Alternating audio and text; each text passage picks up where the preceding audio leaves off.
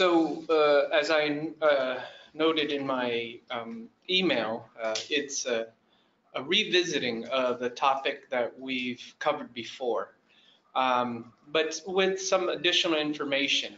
And what I'd like to do today is review at a high level for people who weren't at the previous ones, and then really revisit the idea of a cortical column and canonical microcircuits slightly differently than the way I did it before, mainly because in the time in between the last months ago and today's presentation, I come to understand how to better organize it, I hope. So we'll see if I can organize it a little bit better so that it's a little easier to understand, because there's just lots and lots of details, and to extract it and summarize it in a way that makes sense for what we'd like to do and understand has been my goal. So that's part of the revisiting the topic. So we'll mainly talk about structure and some implications for functions, but we won't go into function. Maybe in the next session or two, we'll go into the functions about that come out of the structure. So that's the overview of the goals for today. So here is a figure showing the basic laminar profile or structure of the cortex across the phylogeny, different animals within the animal kingdom, vertebrates mainly, starting with amphibians, no fish here. So what you'll see here is that it's a laminar structure. The most laminated brain are those of mammals, primates, and man. Okay, you can see here amphibian and reptiles have what's referred to as very primitive cortex, that it's either one layer or two, and through evolutionary development, the brain keeps stacking on more layers.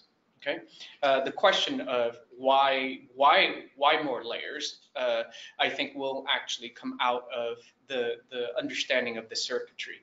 But that's the first important thing to know about the brain, that as it evolved, it evolved more layers. Okay. And if we were to take a slice of cortex and look at it through a microscope, you'll see that the layers immediately have distinctive features that becomes obvious why they're the cortex is identified as organized in a layer way, in a stratified way. You can look at just the cell distribution, which is over here in this, where's my here. So you could see little cells, big cells, triangular looking cells, and layers that have hardly any cells, like layer 1. You can also look at the axons and the dendrites, the arborization of the individual cells themselves. And you can see here on the right side, if we were to look at that, we could also identify layers.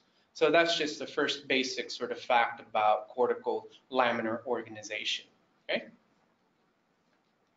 And this is really the basis for early cortical parcellation, so that meaning that if we take the entire sheet of cortex, we can break it down to regions based on these features. Certain regions will have fewer layers. Certain regions will have different types of neurons and so on, and that's what's referred to as cytoarchitectonic, the parcellation of the cortex according to the structure of the cell distribution themselves. One of the implicit understanding of such parcellation is that it also reflects some functional significance, meaning that if this area, this parcel of cortex is, it looks different, it does something different. So that's the original basis for identifying functional regions of the cortex, is based on cytoarchitectonics and to some extent myelo-architectonics. So at a high level, if we have these brain regions, what has been one of the more insightful findings in the last 50 years is there is a very structured way that these parcellated areas are connected to each other. So within the cortex of the human or primates or other species, even though we talk about a 6-layered cortex being sort of the most refined, meaning that it has the most layers within the brain is not homogeneous with respect to every single place has 6 layers. Okay, it's the primary sensory areas that are most laminated that has the most layers. So, for example, visual cortex has, traditionally there are 6 layers, but within each layer, particularly layer 4, you can identify 4, 5, 6 sublayers. Okay, so we can say that's the most laminated structure. But as you go away from the primary sensory areas, the laminar structure decreases to the point where if you get to limbic cortex, like the hippocampus, the cingulate gyrus, it could be 2, 3, 4, and so on. Okay, so it's the way to think about it is older cortex have fewer layers, just like amphibians and reptiles and so on have fewer layers. Newer cortex have more layers. And it's usually thought that this represents some kind of hierarchy of information processing. Okay, and so the structural model of connectivity is based on this idea that if you look at a particular region, a parcellated region, see how it's connected to any other region within the cortex. There's an order to the way they're connected. That's the first insight. The second is this idea of connections having a transfer of information, and this is the hierarchical part. So in the hierarchy of an example of visual processing, even though it's thought that the primary visual cortex is the most laminar or the most developed, it is at the bottom of the visual information processing hierarchy. And that whatever the primary visual cortex does, the output of it is fed to a higher area to do some other processing with it. And so the information climbs a hierarchy from very articulated cortex to less articulated, less laminated cortex. That direction of information flow is traditionally referred to as feed forward. Okay, and then of course there are connections that go back. That's called a feedback connection. Now, from the structural model of connectivity, this holds true. Whether you look at humans, primates, and so on. And in one sense, it predicts or it tells you what the hierarchy should be, independent of what people think should be the information processing hierarchy in this particular way. So here on this side, where my arrow is, you see or at the very top, you see a granular cortex and eulaminate. Eulaminate just means well laminated. Agranular just means that it's lacking the granular feature of layer 4 right here. So sand-like. The forward connections are characterized by this pattern of connectivity. So if you go from a well-laminated area to a less laminated area, the way they're connected is as follows. So you see in blue the cell body sends this axon. The cell body is in layer 3. So for the purposes of today, or the convention is anything that is above the granular layer is referred to as supragranular, below is infragranular. So the forward projections going from well laminated to less laminated structure, the output always goes from layer 3 to layer 4 of the older, less laminated cortex. Okay, does that make sense? Okay, now going backwards from agranular to eulaminate or well laminated is layers 5 and 6, and it projects back up to 1 and 2. Okay, so based on that structure alone, if you knew nothing else, if you just knew the connectivity, you could line up the hierarchy of the brain, which area sort of follows from the other. Okay, so if you have something that is in between, so areas that are of similar laminar structure, then the cross connections are of the type that we show on B. Okay, so it comes from multiple layers. All right, so again, that's just sort of the foundation or one of the building blocks that will keep in mind as we try to understand the microcircuitry. Okay, so now we've talked about areas, we've talked about layers. One of the other profound discoveries of the last 100 years is that in addition to the laminar structure and the parcellation is there is a fine microstructure. And this was first observed through just the microanatomy, the way the cells are distributed. And we'll go into how that, or maybe, what I mean by that is this.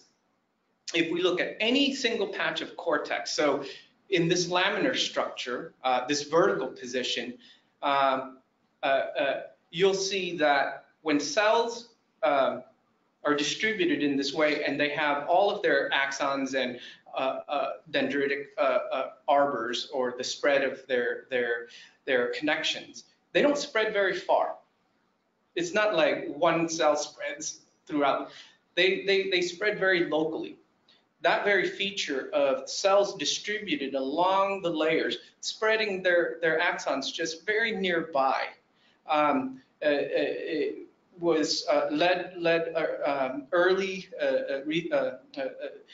anatomists to propose that, well, it looks like it's organized in this very small column as functional units. What the functional units are, they didn't speculate. It was only later when, so here's a picture of Vernon Mountcastle, the researcher who first proposed a function to these microcolumns, these structural columns, and mainly just looking at somatosensory cortex, that each one of these columns seem to respond to a somatosensory input in a particular way.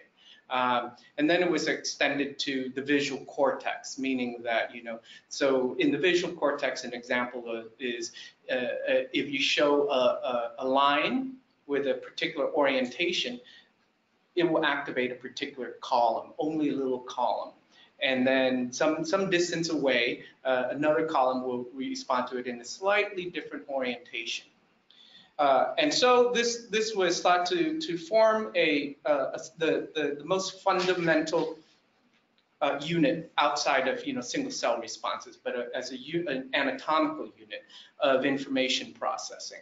But there's a lot of debates actually whether a functional unit makes sense in the way that it's been traditionally defined, because it's not always the case that you can isolate these cortical columns to have a specific stimulus response. Okay, so we'll leave that for now about the function, but the organization, the anatomical organization, is pretty clear. Okay, up to this point, are there any questions? So when you're talking about a response to particular angle of bar, yeah. So I'm aware of the simple cell that responds to specific, but was it shown that it's actually full column responding to bar directionality, or you inferring this from single cell responses? That I don't know. I don't know. Yeah, I don't know the details of those studies. Yeah. So. But we could probably say that just based on the columnar structure, I would say it would span across with slight differences in layers. And we'll talk about that when we talk about the actual layers themselves in a microcircuitry sense. So, but that's a little bit hand waving. But I think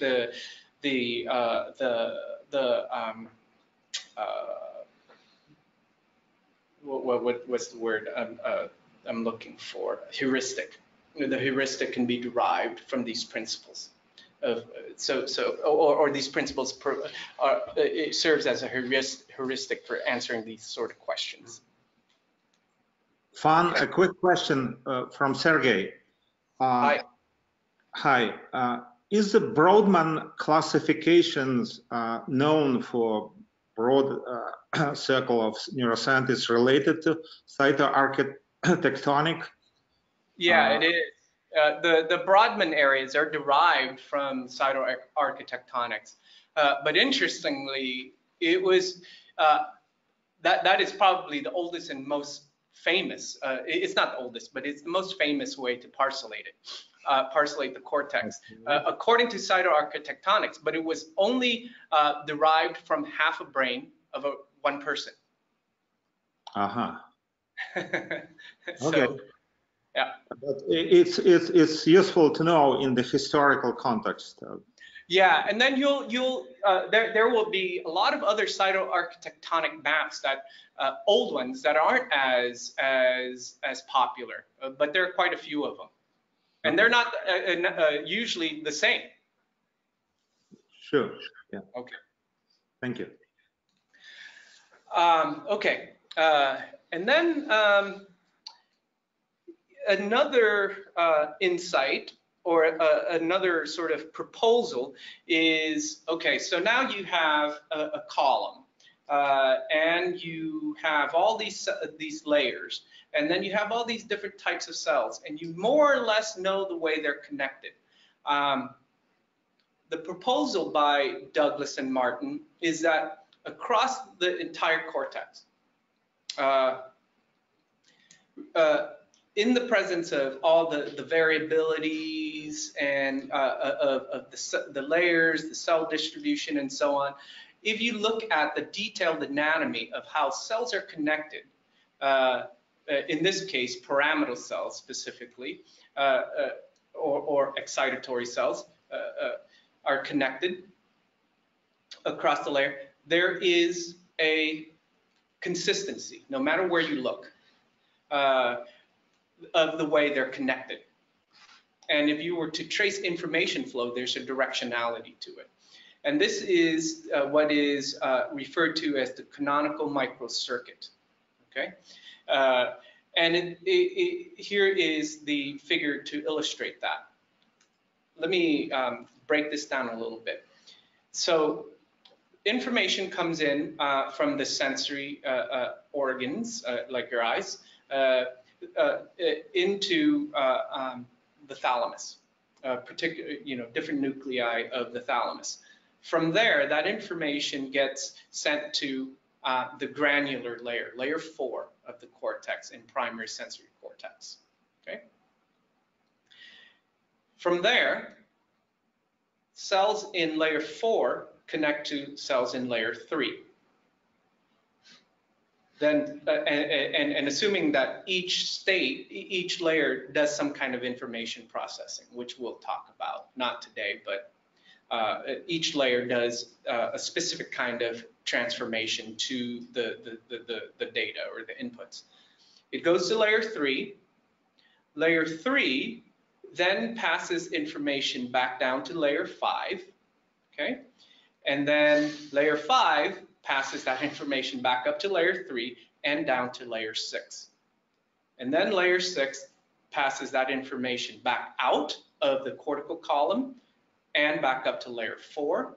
Layer 3 also passes information out from that cortical column to another area, okay? And remember that the connectivity that I showed you at the beginning between areas. Layer 3, layer 5, and layer 6 are the output layers, and they'll follow that general from area to area. Okay, so this is the canonical cortical column. And there's been great interest in this because people think like, okay, if you take this model, you just build one cortical column, and then you do hundreds of thousands of these, and then you have a brain. And they try to do that in silico, meaning they try to build silicon circuits with these things. These guys, Douglas and Martin, don't think that's the right approach to do it either, because it doesn't capture the full dynamics of the neurophysiology of what's really going on. And we can talk about that in another session. Okay. All right, so let me pause there. Any questions so far about brain regions, lamination, connections, and so on? Yeah. So that diagram on the last slide, is that just like typically how information travels, like in each? In a feed-forward way. Okay. Specifically feed-forward only, from primary to secondary to association to, from well laminated to less laminated. Okay. Yes, okay. And here's why. Because you see where this starts, right? It starts in layer 4, really. So if information comes in layer 4, it goes through this loop, then it gets sent forward. But the question is actually implies what is the how is information modified, or is this relevant to this microcircuit relevant to the feedback type of connections when information doesn't go into layer 4? Because remember, in the feedback, it's the subgranular, infragranular projections from one area back to layers to 1 and 2, right? 2 and 3. I know that's what Barbas had, but the original Pandion, it was 2 and 3, is not so much 1. Yeah. Maybe this is just one example. Yeah, but it's 2 and 3, I think the Pandion one is more of just 2 and 3, because they tend to lump together 2 and 3 into 1. Yep. Okay. Phan, I have a quick question. How the connection is defined? Is it just by numbers of synapses between neurons? Let us say if there is only one synapse, that's immediate connection. But we can imagine or envisage several interconnections, like then in brain everything connected to each other. So it's not. Yes, if you take more than one jump. So this is if you followed one axon to see where it terminates. Yes. This is what is meant by that. And it's not the case that every brain area is connected to every brain area in a one-step fashion. And as we'll see, actually, when we look at the details of the microcircuit, it is actually astounding that even at the cortical column level, not everything's connected to everything. This is really, really important. Okay. So that's sort of the high level into cortical organization. Now I'm going to provide a couple of sort of high level organizational ways to think about other things. Okay, so the thalamus. The thalamus has lots of nuclei, primary, secondary, intralaminar, all of these types of and each nucleus is supposed to be doing something different. But how do we understand the thalamus at a higher level? Is there some principles to the way they're organized? And the best way to think about this, because it sort of abstracts it away from sensory specific nucleus or features of the thalamus, like visual or somatosensory or auditory, is this definition according to the proteins that the cells express in the thalamus. There's the core, there's the matrix, and there's the intralaminar. The core is that part of the thalamus that sends primary sensory information, untransformed, or as little transformed as possible from the sensory. Okay,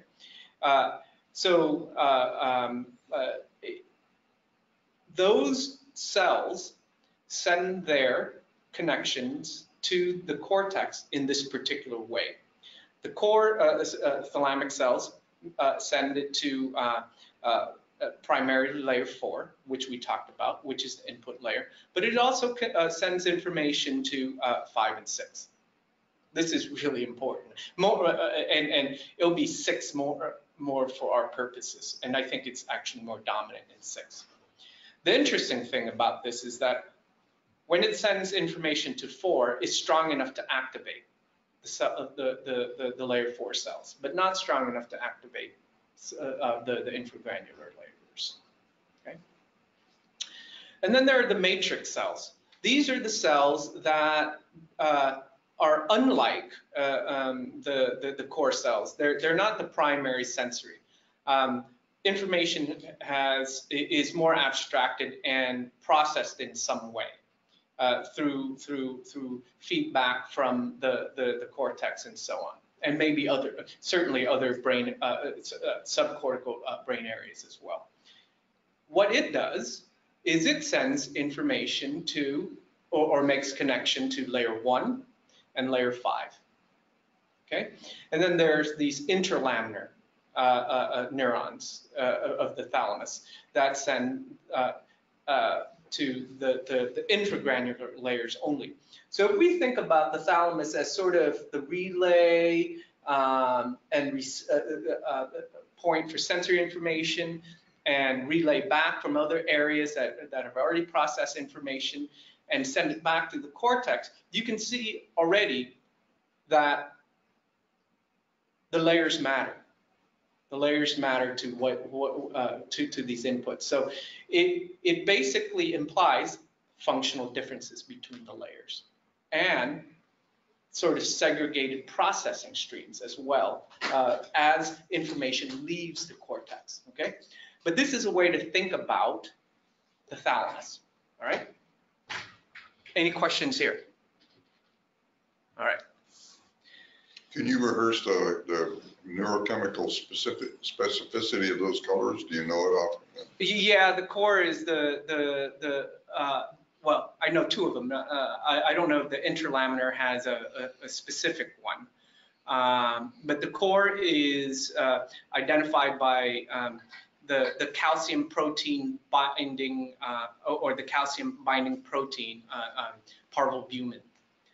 So they can identify these because parvalbumin binds to the calcium receptor sites. The matrix is calbindin, And I'm sure there's one for the interlaminar. Calretinin? I don't know. Yeah, I don't know. Okay. Now, here's another very important organizing overall sort of framework. So in the cortex, there are two classes of neurons, excitatory and inhibitory. Usually that's what we know, right? Pyramidals are the excitatory, interneurons are the inhibitory. But for the purpose of understanding the circuitry, it is important to get a little more detail in the way we understand the classifications of the excitatory cells, more so than just their pyramidals, okay? And this will be important as well. There are essentially three classes of pyramidal cells.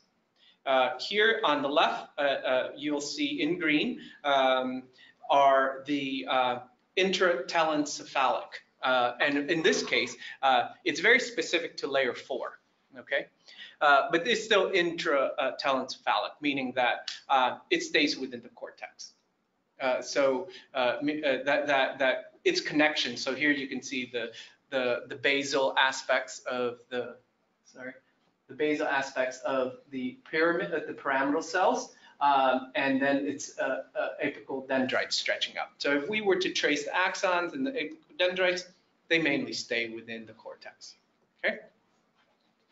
And then we have the pyramidal tracts.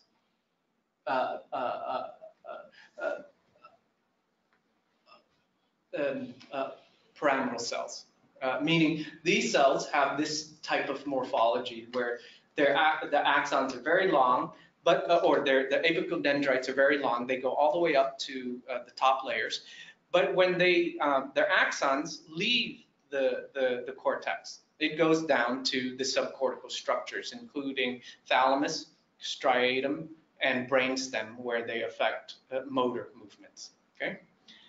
And then the third class is cortical thalamic. These pyramidal cells only send axons out to the back to the thalamus. Okay, so there are these three types: ones that stay inside the cortex, one that leaves the cortex. Of those, they go to the thalamus or other subcortical structures. Okay, important to keep in mind. All right. All right, now we get to the interneurons. So classically, people try to understand interneurons by their shapes. So you'll hear things like basket cells, chandelier cells, double bouquet cells, Martinati cells. And they try to see if these cells are distributed in some way, have a pattern of distribution across the cortical layers. They weren't too successful with that. The more recent thinking is that, okay, if you have all these protein markers, if you tag them, how do they end up looking as organized across the cortex? This is how it's organized. So what we have here in green are those interneurons that are labeled with receptors for serotonin, 5-HT. And look at the distribution. As you go deeper, they get scarcer. And then you have the parvalbumin, which is here the PV in PV in blue and purple. You can see that it starts in layer 2, becomes very strong in 3, and then sort of decreases again. And then you have the SST, which is the somatostatin cells. And they're mainly from 4 below, okay? So this is another important thing to understand about the organization. I'm trying to distill this so that you don't have to know all the details, but at a high level, what are the organizing chunks of things, okay? So any questions up until this point? All right, I promise it'll become more interesting. So in addition to the proteins that mark them, these classes of cell connect to the excitatory cells in a particular way. The PV cells are, when they make connections with the pyramidal cells, their connections tend to be limited to the soma, perisoma, or the initial segment. This is where people believe it can have the biggest influence on the outputs of the cells. Okay, and just think about where they're distributed strongly: 4 and 3, and to some extent 5 and 6. Okay, the red one, the SSTs, they tend to influence or make connections with the pyramidal cells at the apical dendrites, at the very top, where information is coming in and getting summed, not where it's firing, where the cell is firing. Okay. And the green one is, not surprisingly, is dendritic as well. So it's as if these interneurons are targeting different compartments of the cell to influence the way these excitatory cells work. Because this is the excitatory cells that are the ones that reach across areas. The interneurons tend to stay within a column, or at least across a few, limited number of columns. So inhibition is very local. Excitation can be very long distance. So the local inhibition is trying to shape the function of those cells that have long distance influence, is the way to think about it. Okay? All right. All right, so this is the diagram. What do we have? 20 minutes. All right. Where do I start? Who is this from? Which paper? This is my summary. Okay. All right. Let me organize. Let me explain this a little bit. So this is a little more detail to this is a cortical column, but it does a little bit more than just show you the canonical microcircuit. I'll show you what the canonical microcircuit, I think you can identify it if I put the other one side by side with it. But this has a little more detail about the circuit, because the other one is just a little bit too generic, because you could see that pyramidals are pyramidals. And it doesn't talk about feedback. Okay, so the way I structured this is on the left here for the Roman numerals are the layers, and the text basically is a description of the inputs to that particular layer. Okay, so as an example, remember the thalamic, 3 classes of thalamic input that I showed you is sort of summarized here. So you have layer 1 mainly gets thalamic matrix projections. You see that, okay? Layer 2 and 3 don't get any. It's mainly cortical. What goes into that layers is information from another area or within its own column. Okay. Layer 4 is thalamic core projections. That's what goes into that. Okay. 5 is thalamic matrix, and to some extent interlaminar. I don't put the interlaminar in here just because I really don't know what to make of them yet. 5B, thalamic core, and some interlaminar. And then 6, thalamic core, 6A, okay? And then on the very right, that text just shows what the output is if you were to leave a column, okay? You can see that 3 is cortical, 4 is well, leave a column or within a column, okay? 5 is cortical, 5A is cortical. Now, you can see that once you get to 5B, there's no cortical output, it's pyramidal. It goes out to the pyramid, the pyramidal tract, the motor tract, and subcortical stuff. 6 is thalamic and cortical. Okay, so that's a way to read this plot. And then you'll see at the bottom the legend for the triangles and the circles. Green is so these are the 3 classes that we talked about. The excitatory intratelencephalic, the excitatory pyramidal, the excitatory cortical thalamic. Those are all pyramidal. They're all pyramidals. That's why they're triangles. The interneurons are circles. You'll see the inhibitory PV. It doesn't have a black outline, which doesn't come across in this on the screen. So those are the PVs. The parvalbumin. The inhibitory one with the black border, which you don't see here, is the SOM or the SST, the SOM. Remember, the inhibitory parvalbumin are those that are somewhat more concentrated 3, 4, 5, and it's perisoma. The SOM are more towards the bottom, and it's dendritic. Okay. All right. So now I'm going to go into the canonical microcircuit here, and then I'll show you where some details sort of diverge. Okay. So if we start over here, the primary thalamic projections go as we expect, right?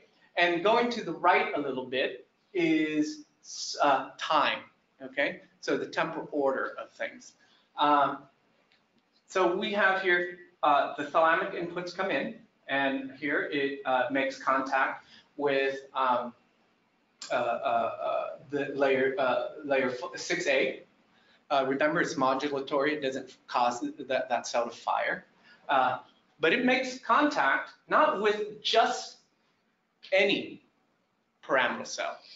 It only makes contact with the cortical thalamic one, the same cell that will send projections back to it.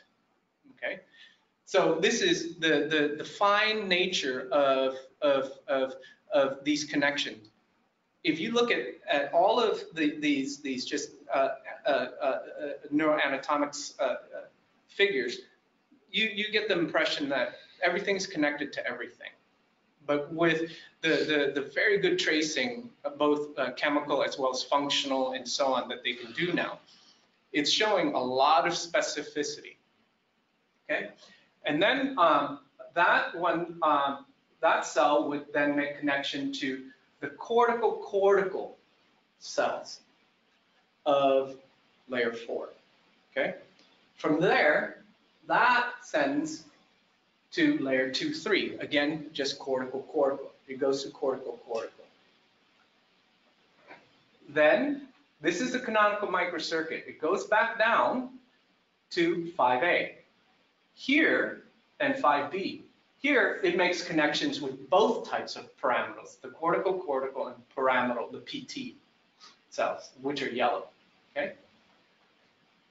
That cell sends projections back to the supragranular layer, okay? And to layer 6, okay? Everything that consistent with the canonical microcircuit. But the main distinction here, of course, is this, right? Because in the other one, all in the Douglas and Martin, it's all cortical or just pyramidal, undistinguished. But this is really important for function. Yep. In the coming sessions, we'll talk about why. Because if you recall, I presented some functional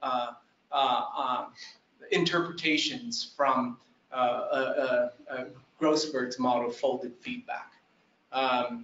And then we talked about predictive coding. We'll go into that relative to these cells, and it's really important to keep that in mind. What you notice though, you see here, this layer doesn't put any information back into the loop. Okay, it leaves the loop. All right. Now,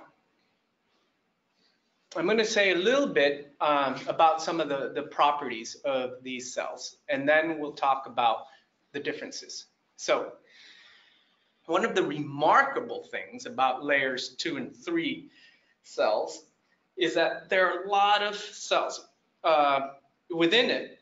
There are a lot of connections to each other. It's a general rule that if you look within a layer, cells are densely interconnected with each other. Okay. Horizontally, or within the column? Within the column, but they're densely interconnected. And this is recurrence. This is the idea of recurrency. So why are they connected to each other in this loop? Okay, which is one of the core ideas behind the canonical microcircuit, and why Douglas and Martin don't think that if you just implement a simple chip based on the microcircuit, it wouldn't work because it doesn't capture these recurrencies. Mm-hmm. Although you could, in principle, do that. Now, so what you see here is, okay, if you have a lot of these and they're interconnected to each other, you would imagine that if you put in input, a lot of them would fire. Okay, but the remarkable thing about layers 2 and 3 is that's not the case. This is what in information processing is referred to as sparse coding. Of all of the cells, of all of the units that can represent information for any given stimulus, only a very small subset of it is active, and that's called sparse coding. Okay, 2 and 3 has that property neurophysiologically. Layers 5 and 6 do not have that property. They're dense coding. So of all of the cells that have the ability to represent information, a lot of them become active. Okay, so already you have some representational differences. And when it comes to sparse coding, it may be very important when we want to model learning, and we'll talk about that at some other point as well, because there are models of cortical columns that argues that the function, remember when I first started saying, what is the function of a cortical column? If we have it and we can't say that it represents lines in these ways. One idea is that it forces sparsity in representation, as just an example of the importance of sparsity. Okay, so now having said that is sparse and dense. So that's sort of the separation between 3 and the infragranular, sparsity versus dense coding, sparse versus dense coding.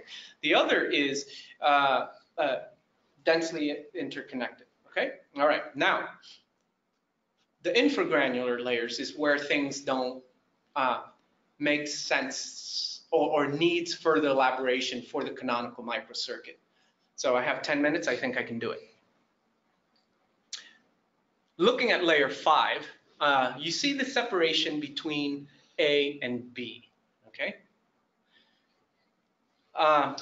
Within this cortical column, A and B seems to be 2 independent processing channels, and in this particular way.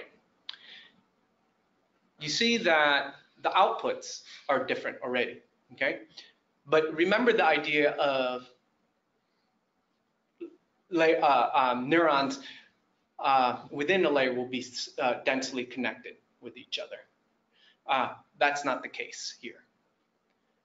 In 2 and 3, that you know, pyramidals will cross, will connect with each other. Here we have, and so I highlight this for A being with the little blue boxes. Okay, so how are they different? What are these 2 processing channels that are separate, and how are they separate? So the first is that the pyramidals don't the PT don't make much connection with the CT, the IT.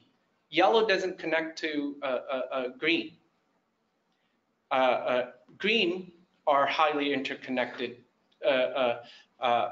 with each other, okay? And the other thing is green is connected to the SOM, the inhibitory SOM.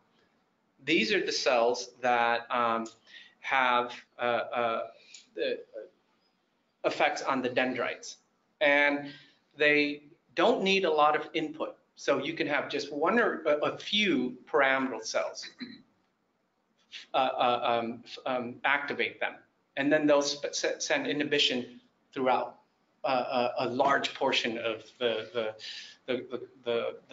column. The pyramidal here, the yellow, makes connection with the inhibitory neurons, the PVs, which are very fast and fast firing.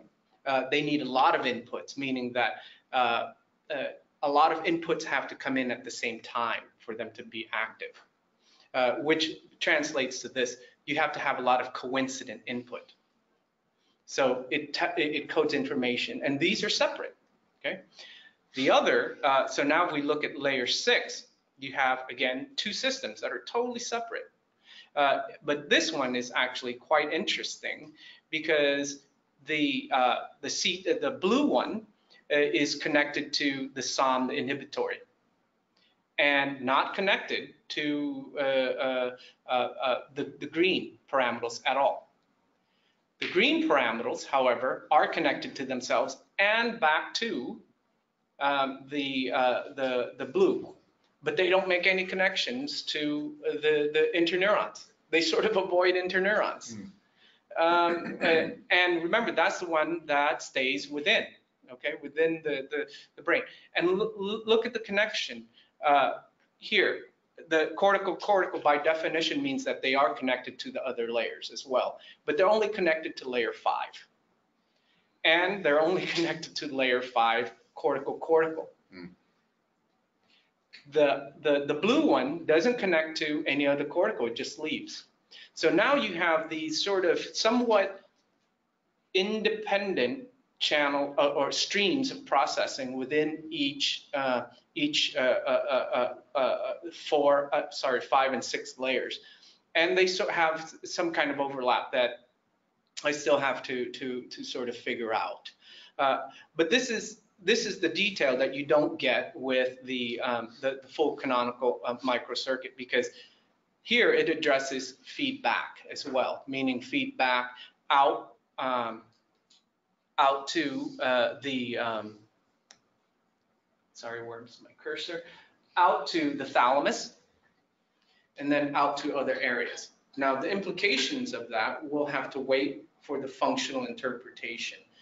But you see here, again, the main point here is a canonical microcircuit has to have both feed forward and feedback accommodation, because that's just the way the brain is organized.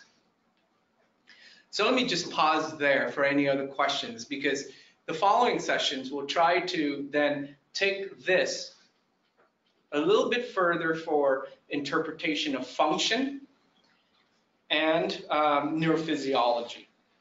So I hope it's a little bit clearer and more organized than my prior presentations, but it's taken me this long to sort of abstract it and sort of redo it this way.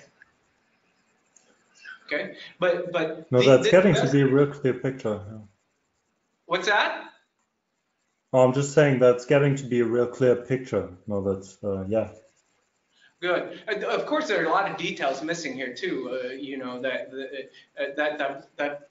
can be put in easily, like the interneurons and their spiking profiles and in the other layers and so on. But at this stage of my understanding, they're relatively simple. You could just put a lot of PV neurons in 2, 3, yep. And so on. Thank you. I'm glad you say that, Eustace, because it's been a little bit of a struggle for me to summarize all of the other stuff back down to this, where we can use heuristics to sort of organize the details. Or to reason about the function. Yeah. From here. Yeah. So I have a question about this issue of sparse versus dense coding compared to the connectivity within the differential layers. So you're saying that the infragranular, particularly 5, is dense coding, yet it's more segregated and specialized in terms of what connects to what. And you're saying 2,3 has more sparse coding, but then you're telling us that all those kind of homogeneous connections are connected to each other in that area. Yeah. So that makes no sense. I know. I don't fully understand that either. That's right. That's right. Well, part of it is you know, and it's so hard to read these neuroanatomy and neurophysiology articles, because you know, even a review article takes just one little chunk. Yeah. But part of it, I think, you know, is this idea by Douglas and Martin, is that yes, if you take a pyramidal and you take a transverse section of it, you'll see that their arborization is just not arbitrarily in all directions. It has what they call daisy petals, and they intimate that is important to sort of sparsity, which I don't fully understand, you know, because they're the ones who make a big deal out of it. I haven't seen in the 2-3. Yeah, in 2-3. And that's column to column daisy pattern. Yeah, right? well, just within an extent within a column, or just an extent of a given pyramidal. Yeah. Yeah. I don't know the significance of that. They sort of just intimate it. This is the architecture that we have to get. So I think we all need to study this, because when you go to the next round, we'll have this in mind. Yeah, yeah. Okay, but so a quick summary, if you know, layers, areas, columns, excitatory cells according to the 3 classes, the interneurons according to the three types, and how they're distributed. I think if you guys walk away with, you know, those main high-level ideas, that, you know, then you can make a lot of sense of the readings as well. And then, yeah, this is a little bit more detailed, but. Great. So you're going to give us some readings? I don't know if I can, but it's a lot of reading. I don't know if there's 1 or 2 articles that sort of like summarize all of this. About 3 or 4. I can do that. I can do 3 or 4. And then we'll talk about function. So hopefully next week we'll talk about function. Sounds great. That's fine.